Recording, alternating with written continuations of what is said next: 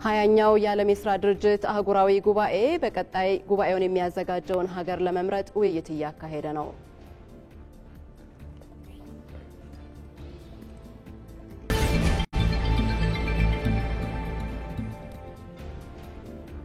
በአዲስ አበባ የተካሄደው የአይዲ ፎር አፍሪካ ጉባኤ ኢትዮጵያ ትላልቅ ዓለም አቀፍ ጉባኤዎችን ለማስተናገድ ያላትን አቅም ያሳየ ስለመሆኑ ተገለጸ።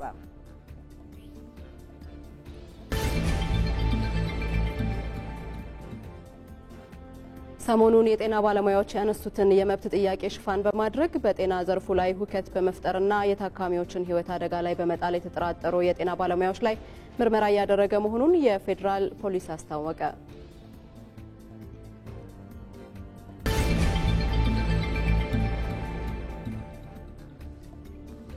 ከውጭ የፕሬዝዳንት ዶናልድ ትራምፕ አስተዳደር ታዋቂው ሃርቫርድ ዩኒቨርሲቲ የውጭ ሀገር ተማሪዎችን ተቀብሎ እንዳያስተምር አገደ።